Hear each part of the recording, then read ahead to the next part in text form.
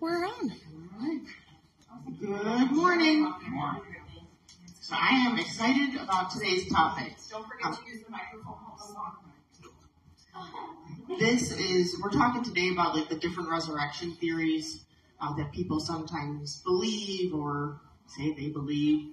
And it's one of those topics that's more traditional apologetics topic. So when you're talking apologetics, you're talking, defending your faith or giving a reason for why you believe what you believe. And, usually that's like creation theory, the death and resurrection of Christ, and everything that entails falls under kind of those traditional apologetics. And as Christians, we believe that Jesus suffered and died on the cross to atone for our sins, and that 3 days later, he conquered the grave and rose again. And this can be a hard thing to kind of fathom being possible, because as we all know, when someone dies, they usually stay dead. We don't live in a world where there's like resurrections going on. And for a lot of people then, to be able to rise from the dead, that in their mind demands that there be some natural explanation, and that it be able to be explained away without having to reach for a supernatural explanation or some type of miracle. Because for many people, what they're doing is their underlying assumptions there are that a supernatural option just isn't possible. So they've already kind of decided and shut that out. So they're looking for, well, what could explain this?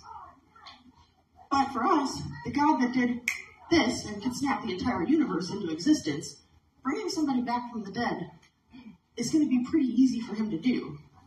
So today we'll talk about the different resurrection theories, and we're going to talk about the swoon theory, the wrong tomb theory, the stolen body theory, the hallucination theory, the imposter theory, and then the spiritual resurrection theory.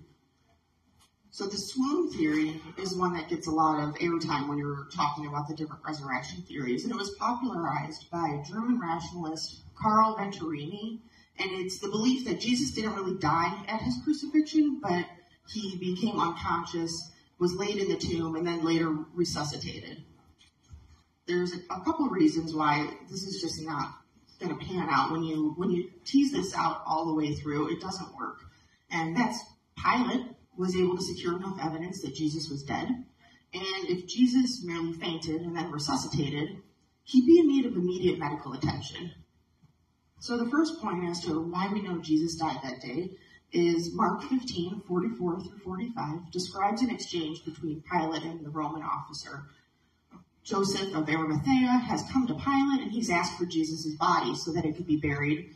And Pilate's a little surprised to hear that Jesus is already dead from the crucifixion, because normally it takes a while.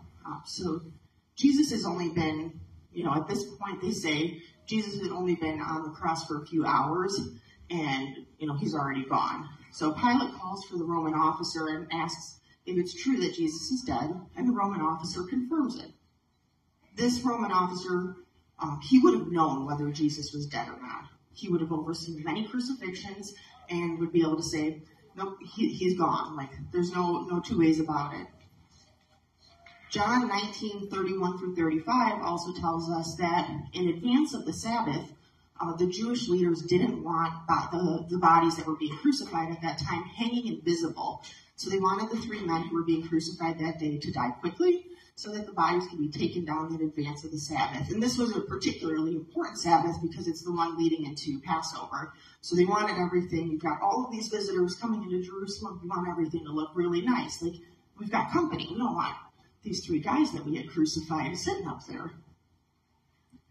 So in order to facilitate quicker deaths, it was customary to break the legs of those that were being crucified, because then it would be impossible. So when someone at the time was crucified, the way that the body would be hanging makes it very difficult to take a full breath. You can't really inhale and exhale very well. And so what you would have to do if you were on the cross, where they would put the nails by your feet, is near your ankle bones rather than like right through your feet. It would you couldn't go really through the feet or through the hands like Christians are often, the cross is often depicted, because you couldn't support the weight. You would just rip right through. So usually it would be like here, and then right over, like by the tops of your ankles. And so what the person who was on the cross would have to do in order to take a breath is they would have to push their body up onto that nail that their feet are on to be able to relieve some of the weight and take a bigger breath. So what you would do if you wanted the person to die faster is you would take a big rod and you break their legs, because then they can't support their weight anymore. So they start to die because they suffocate, or at some point they die from the blood loss and the shock. So what you see in these two verses, that the two thieves, they get their legs broken. But when it comes to Jesus, the soldier says, well, we don't really need to. He's already gone. But then you have another soldier that decides to double check. So he pierces Jesus' side with a spear, where there's both blood and water that comes out at the time. This would have likely been from fluid starting to gather around Jesus' heart as he went into hypovolemic shock. And it's also possible that what caused this was that the spear ruptured the pericardial sac, which, according to Dr. Google, is, even now, pretty lethal. So not something Jesus was going to survive. So even if he were alive, when it came time to break the legs of the other two thieves, the spear piercing him was not something he was going to be able to survive. I think it's also worth noting that the fact that Jesus' legs weren't broken is another way that he fulfilled prophecy, that not even any of his bones would be broken. And there was another prophecy about the side being pierced. So we're just amazing how many prophecies Jesus fulfilled. And we could do a whole class on all of that too, and why that demonstrates that he is our Savior. So for the sake of argument, let's say Jesus merely fainted after he was flogged, nailed to a cross. Hanging from the cross would have dislocated his shoulders and elbows. He hung for hours, and then he had a spear put through his side. Take him down from that, and you put him and you seal him in a tomb for 3 days. After what he's experienced, he's going to succumb to his injuries over those 3 days. You have no medical treatment when you're in the tomb by yourself. You have nothing there that's saving you or helping you. There really can be no doubt that Pilate was sure that Jesus was dead when he released the body to Joseph so that his body could be buried. And it was very important in the Jewish customs to bury bodies very quickly. Even still, I believe the Jewish community, you bury a body within 24 or 48 hours, I think it is. So the next point, if somehow Jesus survived all that he endured, he would need medical attention as soon as he exited the tomb. German theologian David Strauss, who does not believe in the resurrection, has said this: it's impossible that a being who had stolen half dead out of the sepulchre, who crept about weak and ill, wanting medical treatment, who required bandaging, strengthening, and indulgence, and who still at least yielded to his sufferings, could have given to the disciples the impression that he was the conqueror over death and grave, the Prince of Life, an impression which lay at the bottom of their future ministry. Such a resuscitation could only have weakened the impression which he had made upon them in life and death. At the most, could only have given it an elegiac voice, but could by no possibility have changed their sorrow into enthusiasm, have elevated their reverence into worship. So we have people that don't even believe, saying, this swoon theory doesn't hold water here. It's just not possible. If Jesus just swooned, he wouldn't have appeared resurrected as he did in his glorified body. It would have been obvious. And if somehow it wasn't obvious to the disciples, then Jesus would have corrected them.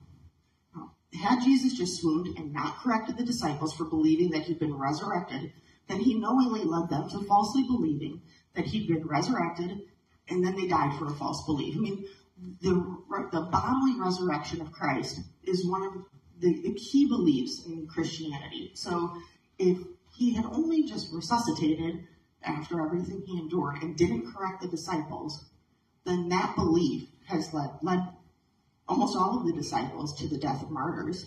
And then all of the people who have died for their Christian beliefs since then have died for a lie. That's not the God we serve. It's also worth a little bit, I think I highlighted a little bit on how the crucifixion was, how brutal that death is, but we get our English word excruciating from the Roman word out of the cross. You don't survive a crucifixion. That's just not a thing. So we can be sure that at the time of the crucifixion, Jesus died. He went into the tomb of Joseph of Arimathea, and 3 days later, he rose. Does anyone have anything on the swoon theory? I think it's one of the interesting ones, because you really get to learn as you're going through it, like just how brutal the crucifixion and everything Jesus endured up to his death really is. So we can talk next about the wrong tomb theory. And this theory just asserts that the women who visited Jesus' tomb on Sunday morning, they just went to the wrong tomb. They got mixed up, the directions were wrong, showed up at the wrong place.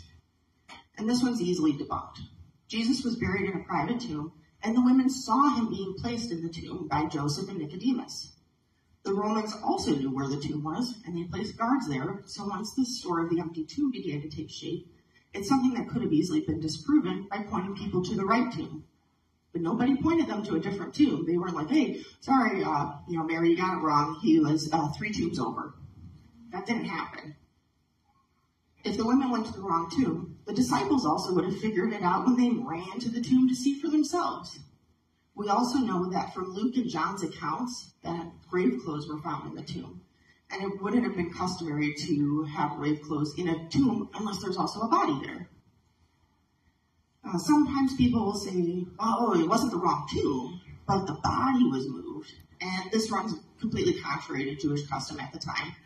A body was to remain in the tomb for a year before it could be moved to like a small chest or box where the bones would be held. So you wouldn't have done that.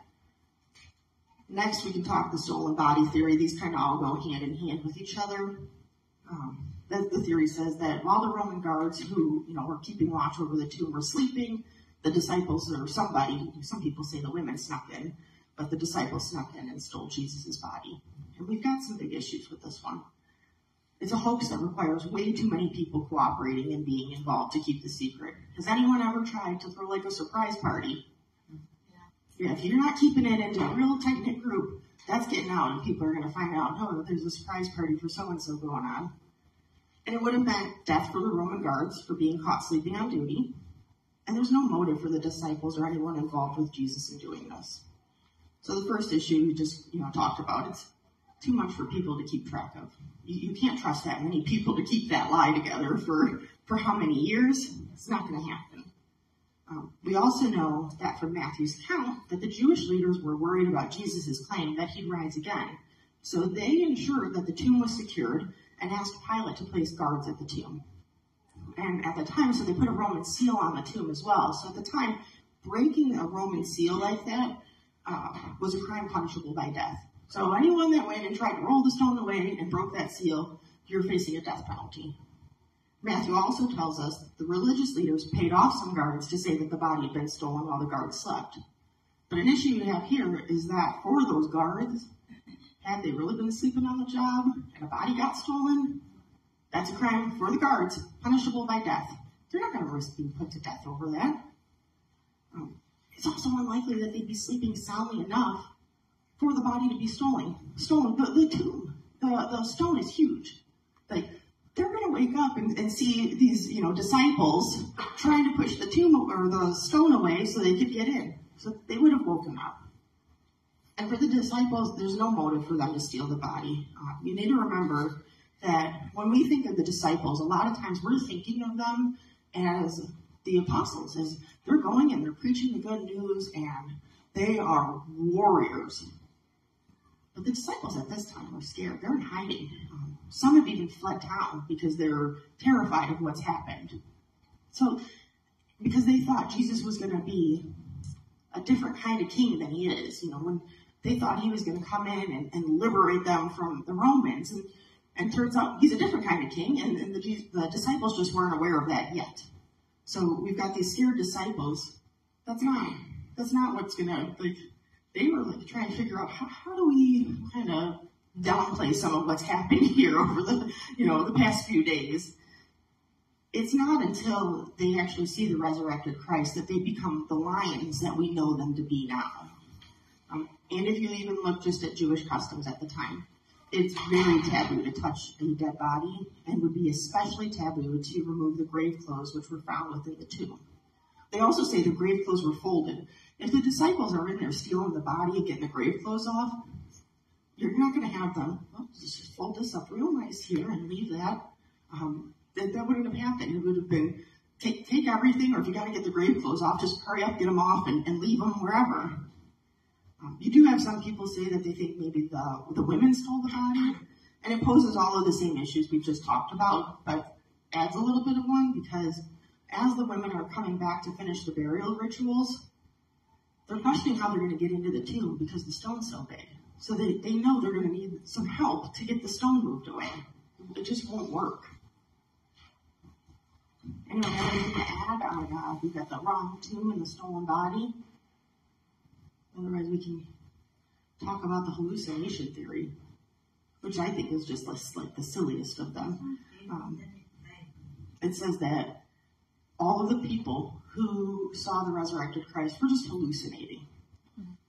And for this to be true, that means the disciples, the women, and all the people who saw Jesus over the 40 days he walked the earth after his resurrection were all hallucinating. And that's not remotely possible. Like, hallucinations are private and individual. They don't happen in groups, and we know that at one point Jesus appeared to a group of 500 plus people. So that's just even like psychoanalysis of things like this says a lot of people bring it up like, well, maybe they were just hallucinating. But if you really were to press somebody on this, they're gonna well, maybe it wasn't that. You could maybe see maybe the disciples or some of the women who were closest to Jesus, thinking maybe they saw him. But you also have the fact that people touched Jesus when he walked again. So you have Thomas putting his hands in the wounds. You have Mary Magdalene. It says that she clung to Jesus. You can't touch a hallucination. We also have the imposter theory. Some people say it's a twin theory. I don't think Jesus had a twin. That's never been talked about in the Bible. But the imposter theory does vary a bit. And some will say that someone else was crucified in Jesus' place, or the alternative is that the risen Christ wasn't really Jesus, but it's an imposter. So to hit on someone else being crucified in Jesus' place, there's no time from the arrest of Jesus to the crucifixion for there to be an old switcheroo. The Jewish leaders would have known. They made sure that the real Jesus was the one who was crucified. They hated him. They weren't going to let someone pull the wool over their eyes and then end up with somebody else on the cross. They were bound, set, and determined. It was going to be Jesus of Nazareth. So, that doesn't hold water. Another one is that Jesus, that appeared wasn't really Jesus. And people who believe in this will say that because the women and disciples didn't immediately recognize Jesus, that it demonstrates that it wasn't really Jesus. And we know that Jesus was able to show his wounds. Those are wounds no fake Jesus is going to have. The disciples and women, while at first unsure, they do ultimately recognize Jesus. And this could be Jesus is in his glorified body, so it doesn't quite look exactly like Jesus. And it also could be because you don't expect someone to be dead to be showing up walking towards you. I would be a little surprised. I might not immediately recognize somebody as well when it's like, well, I know they're gone. You also have this other theory that a lot of progressives will cling to, and that's that Jesus didn't physically rise, but that it was a spiritual resurrection. And it was originally put forth by the Gnostics, but it still doesn't answer what the ultimate question would be then is what happened to the body, because nobody was able to produce the body. If it was just a spiritual resurrection, the body could still then be produced and found. The account in the Gospels are presented as hard facts. They're not presented in a way that's symbolic or illustrative. What the Gospels are telling us is they are saying he literally rose. They're telling us that Jesus was touched. Jesus ate. A spiritual body doesn't need to eat. So that would have been something that isn't necessary to include if it was just a spiritual resurrection. The early church, with the exception of the Gnostics, and when this spiritual resurrection started to be put forth, the early church believed it was a bodily resurrection. The only logical explanation to me is that Christ died a horrific death. He laid in the tomb for 3 days, and on the third day, he, including his physical body, rose again, and over the course of 40 days, he appeared to many people. As we've talked a little bit ago, the disciples were scared, they were in hiding, but they became so convicted in their faith that they suffered terrible deaths to spread the gospel message. If the disciples had any role in any of these different theories that ultimately would result in Jesus not having been a bodily resurrection, you don't die for something you know not to be true. The disciples went through terrible deaths. We talked Peter crucified upside down. You have people being stoned. Even before they get to ultimately being martyred, you have disciples being whipped and beaten, left for dead. You don't keep going down that path if you're like, oh, sorry guys, we took the body and it's been in hiding this whole time. Like, at some point, someone's going to break and say, hey, I would like to not die that way, so I'm going to tell you everything. I'll give you the whole truth. But they didn't. They never backed down on those claims. So for me, that's more than enough to say that these guys, they saw the risen Christ. The kind of change we see in the disciples isn't one you get unless there's been a life-altering event that has created that level of conviction in you. If Jesus hadn't really overcome death, then they would have said something. I have the opportunity at the end of this, at the top of the hour, to teach on Mark 15 today in the youth, which is the trial, death, and burial of Jesus. So I'd encourage you all, as you had to spend, I had the opportunity to spend time this week really digging into that chapter of Mark, and it tied in nicely with everything today.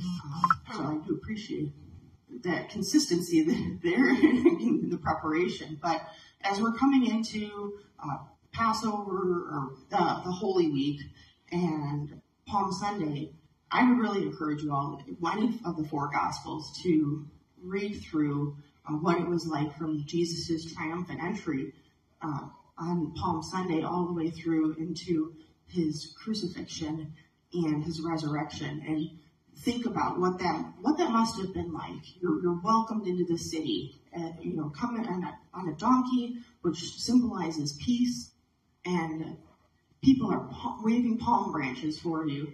And then just a few days later, you're taken and you're beaten and led off to a death you didn't deserve. So I would just, obviously Pastor Dan's going to talk about this over the next few weeks as we're going into the holiday. But I'd also say, pray about it, read it on your own too, because it does give a very different context when you're able to sit with the material yourself, and even reading about what the crucifixion's really like. I had the opportunity, and I know not a lot of everyone may have wanted to watch it, but I got to see Passion of the Christ when it came out in theaters. The church rented some theaters for us to be able to see it, and I'll always remember what that looked like. But then reading it on your own and thinking about, I wouldn't want to die that way. And I certainly wouldn't want to, die that way if I didn't deserve that death. But Christ, he still chose that for us. It's hard to read through that stuff and not get teary-eyed for me, because without the death and resurrection, we have no hope. Jesus' sacrifice allows us to spend eternity with him in glorified bodies, and that is something that is going to be amazing for all of us. And that's what I've got today. So if anyone has anything they want to talk about on these theories, I think it's a ton of fun, or any questions or anything that you've come through over the past week, Ms. Kathy. Gotta use the mic. Could you touch a little bit on why the resurrection is the most important part, rather than the nativity or the feeding of the 5,000 or the crucifixion even? Yeah, he's the sacrifice that comes to pay the price for us. In the Old Testament, you have the sacrifices of the lambs, and it's the best. So, and we did Malachi not too long ago, and in Pastor Dan's sermons, and they got caught not giving their best. They weren't giving the cream of the crop. So that's God's expectation, is that at the time, the sacrifice had to be your best lamb that you were bringing. And what lamb is better than one that's completely perfect and without sin? That's what Jesus was for us, we can't bring any of ourselves. We're all marred by the stain of sin. So Jesus coming and living that perfect life as, an example of how we should be living, and him letting the religious leaders know at the time that you're not living up to the expectations. And the expectations are actually higher than what any of you think. And him going, the lambs in the Old Testament, they weren't going to slaughter willingly, but Jesus went willingly on our behalf to suffer that death and to atone for all of us, that we could have that eternal salvation with him. In the resurrection. Yeah, without the resurrection. If he doesn't rise, then it's nothing. It's because then he's just dead. But he rose again and was able to demonstrate that we will all have that eternal life, that we will conquer death with him when he comes again. Anyone else? I think that was a great question. And part of that is too, also, everything that we talk about here, like, I've spent some time recently digging into parts of the Old Testament, and the love of God and the gospel message. I heard Rosaria Butterfield put it: the seeds of the gospel are in Genesis. It all flows through. So we can't have the New Testament and all that we are promised there without everything in the Old Testament as well. I would say about the resurrection and why it's so important too is because one of the key questions of all of human history is the identity of Jesus. He made these claims. Is he really who he said he is? For somebody to die for us on behalf of all human beings, it has to be someone of this kind of consequence. And so this resurrection is, among other things, it's verification that what he said in terms of who he is, his claims to this identity, they're true. How do you know they're true? Because he rose from the dead. They killed him and he rose again. And so this is like about the most powerful form of verifying I am who I say I am, who I claim to be. And so it's really critical from that standpoint too. Without it, like Kathy said, we don't have the Christian. Well, Paul writes it, and he says the Christian faith is useless if he hasn't really. We should be pitied. Yeah, we're pitiful. And Jesus, he did say that he was God. You'll have people come out and say, but he never really said he was God. That's just what us Christians have posited. But that's not true. If you look in some of the passages, he says, I am. And then the Pharisees pick up stones, and they're going to stone him for that, because that, and for them, was blasphemy. How dare you say that you're God? Because that was him saying, oh, I am God. They wouldn't have tried to stone him if he wasn't making that claim. And he's still alive. Mm-hmm. Still living. Oh, yeah. And these theories that Brittany has mentioned, I've read about them a number of times. To me, some of them almost sound silly. Mm-hmm. You have to understand, these are real theories that, like, people in academia have offered to explain, because historically, it's absolutely true that you've got Jesus died, he was killed, and that you've got this empty tomb. And so you have to explain that. The atheist historian has to explain that. And so these theories, even though some of them sound kind of silly, these are real theories that have been offered. We just saw this video in Band of Brothers with Lee Strobel, who's doing a lot of work about this, about the resurrection. And he was talking about I think it was Gerd Ludemann. He's a expert in biblical issues, but he's an atheist. And so he says, yes, there was a Jesus. Yes, he was killed. He killed and crucified on a cross. And he even says, yes, the disciples, they believe They saw the risen Jesus. History is just, there's no other way to explain it. They really believe that. And he says the answer is the hallucination theory that that's not a good explanation. But this is a brilliant scholar saying that's the explanation, this hallucination theory. So don't hear these theories as, get out of here. Nobody believes that stuff. No. People offered these theories as an explanation for what we know to be the real, true resurrection. And part of that is, you'll hear say people probably tell you, well, you're just biased. You're biased towards there being a slant to prove that Jesus is who he said he was and that he rose again. You're just using your bias.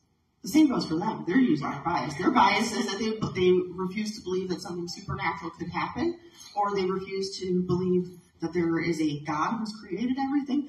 They all have a bias too. So if someone accuses you, if you've got a bias and you just want to, believe this, flip it back to them. You have an underlying bias. We all do.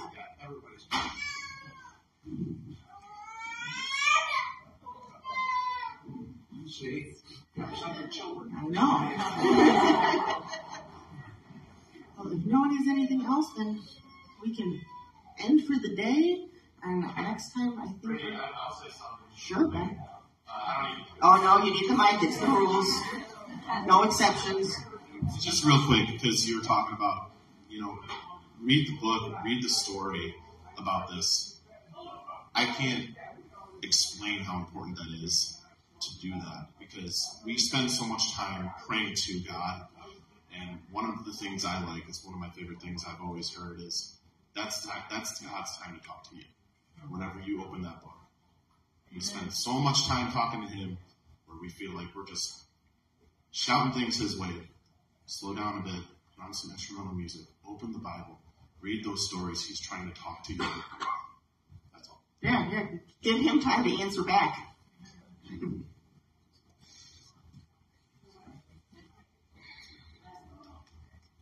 All right, thank you all.